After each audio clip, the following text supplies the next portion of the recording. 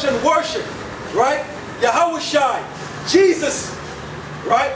Jesus, the one you ignorantly call Jesus Christ. Let's see if he came to change that, to bring everybody together in love and peace. Let's find out. Let's go to Luke.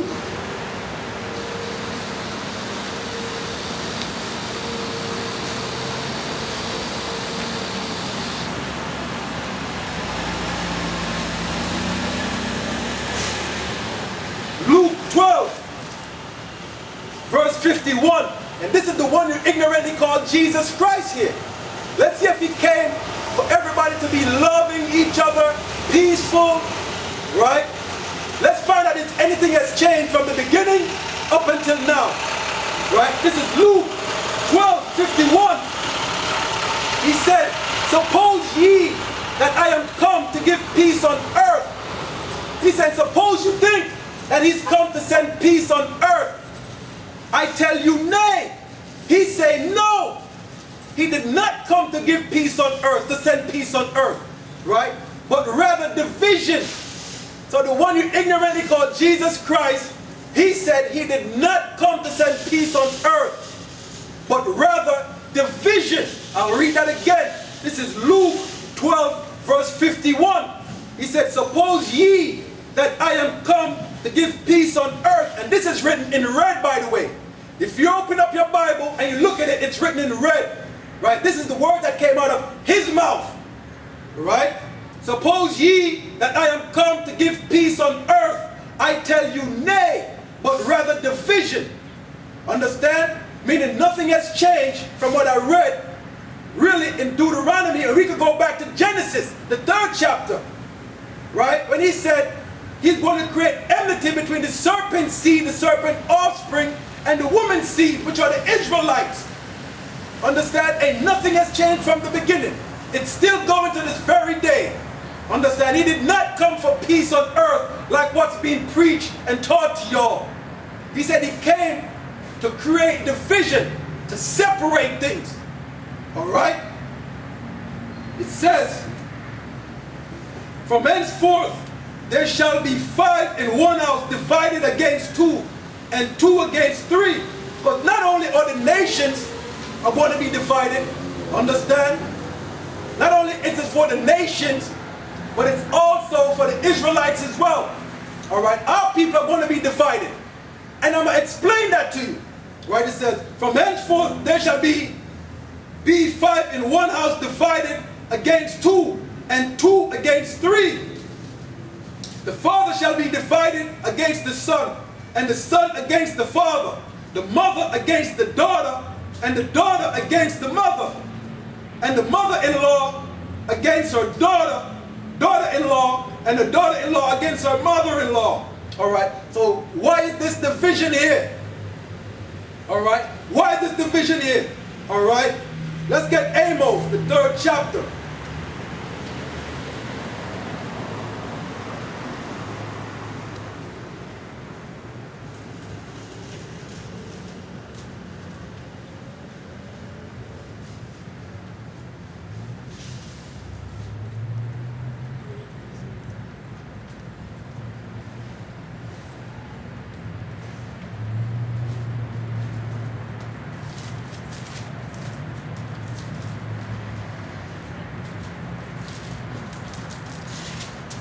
Alright, Amos 3, verse 3, it says, can 2 walk except they agreed, except they be agreed? So it said, can 2 people walk together except they be agreed? Understand? The bottom line is, if you don't even believe in what I believe in, we can't walk together. You understand? Can 2 walk together except they agreed? Meaning, if we ain't agreed upon nothing, if what I believe in, you don't believe in it, we cannot walk, we can't fellowship together, we can't do nothing together. Understand? We have to be on one accord. Right? So can 2 walk except they agreed? It ain't going to happen. It is not going to happen. Alright?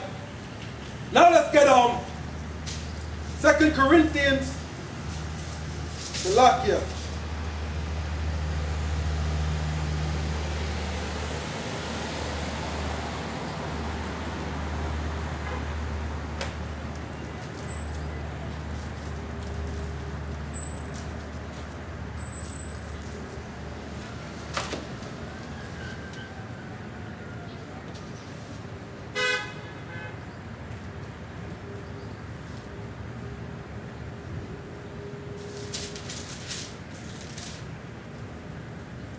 Alright? As I said, can two walk except they be agreed? Right? As I said, right? If you don't believe in what I believe in, can we walk together? The answer is no. It cannot happen. And you're going to read why. Right? I'm gonna read why. This is 2 Corinthians 6, verse 14. It says, be ye not unequally yoked together with unbelievers. You see that? Be ye not unequally yoked together with unbelievers. For what fellowship hath righteousness with unrighteousness? Alright? So if you're not righteous and I'm righteous, we can't be together. We can't walk together. It ain't going to happen. Check it out. And what communion has light with darkness? You see that? And what concord has Christ, right, Yahweh Shai, with Belial? Or what part hath he that believeth with an infidel? Right? So if I'm a believer and you're an unbeliever, right, we can't walk together. Right? I'm a believer and you're an unbeliever, we ain't going to walk together. You see how simple it is? See how simple it is? So even these churches that you see about have different denominations, but they fellowship together. That is off. That is foolishness. Did you see that? It says, and what agreement has the temple of Most High with idols? Understand? You believe in the creator of heaven and earth, right? The true and living God, which is the God of our forefathers, Abraham, Isaac, and Jacob. Yahweh, Bahashem, Yahweh Shai, right? You're a believer in him, right? And then somebody else is worshiping another God. Worshiping Caesar Borgia, right? The white image of Christ, right? Or Buddha, right? Or what the East Indian worship. Understand? That can't go together. That don't go together. Understand? You have to worship the true and living God in sincerity and truth. Understand? And be an Israelite. See what I'm saying? It says, and what agreement hath the temple of the Most High with idols? For what ye are, for ye are the temple of the living power. And the Most High has said, I will dwell in them and walk in them, and I will be their God, and they shall be my people. Wherefore come out from among them, and be ye separate, saith the Lord, and touch not the unclean thing, and I will receive you. So he said, come out from among them. Be ye separate, means separate yourself. You see that? The Lord is a separatist. Understand? He said, come out from among them, and be ye separate, and he will receive you.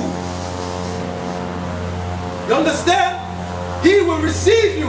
Alright? I'll give you a prime example of that. Alright? How the Lord divided the nations and separate nations. For those are the two nations that's in turmoil right now. That's the two nations at each other's throat right now. Alright? Jacob and Esau. Alright? And let's find out, alright, if anything has changed from the beginning up until now. Let's see if anything has changed. Let's get Genesis.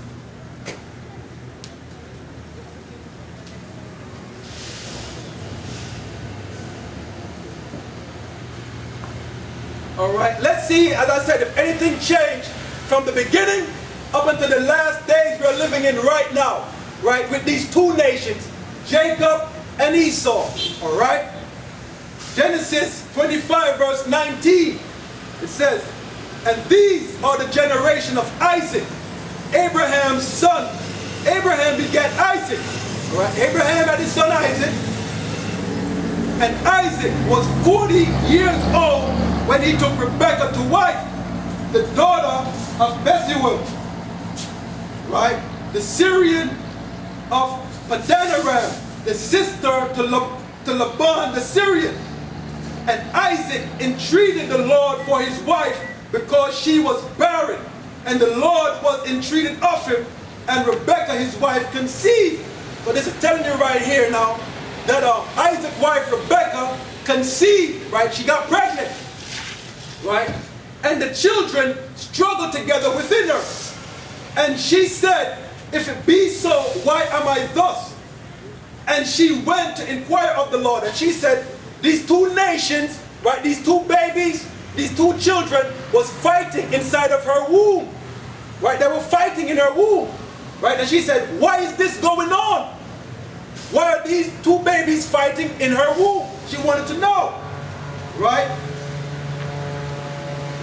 It says, and the children struggled together within her. And she said, if it be so, why am I thus? And she went to inquire of the Lord. And the Lord said unto her, two nations are in thy womb. So notice, she was pregnant with twin babies. But the Lord told her there was two nations in her womb. Right? Out of those two babies, they're going to grow and become nations upon the earth. Alright? It says, and the Lord said unto her, two nations are in thy womb, and two manner of people shall be separated from thy bowels. And here we go again. Two different manner of people are going to be separated from her bowels, are going to come out of her. Right? Two different kind of people are going to come out of her. Right? It says, and one people shall be stronger than the other people, and the elder shall serve the younger. It says, and one of these people, meaning one of these nations, is going to be stronger than the other nation. Right? And the elder shall serve the younger, meaning the child that was born first is going to be a servant to the younger child. You understand? You see what's going on? Alright. It says, and when her days to be delivered were fulfilled, behold, there were twins in her womb. There you go, there are two babies in her womb. Alright? And the first came out red, all over like a hairy garment, and they call his name Esau. Right? And that's what this sign here is about. Alright? The first came out red, all over like a hairy garment, and they call his name Esau. Right? It says, and after that came his brother out, and he took hold on Esau's heel, and his name was called Jacob. So Esau's brother came out right after, and his name was called Jacob. You see that? Right? And Isaac was 80 years old when she bare them. Alright, so this is it. Now you have the birth of these two nations, right? Esau, right, which are the Edomites today. Today you would call them the so-called white men, right? Jacob, today, is the so-called Negroes, right? This is how these two nations came into being. You see that? But the Lord said they shall be separated, alright? They're not supposed to be huddled together in love and harmony. That's not the case here. Alright? So I said, let's see if anything changed. And we're going to read on. Alright? So we know now about Jacob and Esau. Right? It says, verse 27, and the boys grew, right? These twin boys grew, Jacob and Esau. They were growing up. And Esau was a cunning hunter, a man of the field. So Esau, the older brother, he was a man of the field, a cunning hunter. These are some characteristics the Lord is giving us right now. So who today is a cunning hunter, a man of the field, in the woods hunting all the time? Understand? And Jacob was a plain man dwelling in tents. And Jacob is a plain man, he's simple. And he liked to be at home relaxing. Right? He liked to be at home relaxing. You see that? These are the two manner of people, two different manners. One liked to be out hunting. One liked to be inside relaxing. Alright? Now let's jump to Genesis 36. We got to speed it up here a bit. Genesis 36 and 1, it says, now these are the generation of Esau, who is Edom. So now we know that Esau is Edom now. So these are the generation of them, meaning further on down the line. Rolling down the line, these are the generations of Esau. Alright? It says, let's jump to verse 8. Matter of fact, it says, now, these are the generations of Esau, who is Edom. So we know now that Esau is Edom. Right? These are their biblical, this is his biblical name. Right? It says, thus dwelt Esau in Mount Seir. Esau is Edom. So Esau, his land that he got according to Deuteronomy 32 and 8, right? He got Mount Seir. Right? He got Mount Seir, that's his land. Right?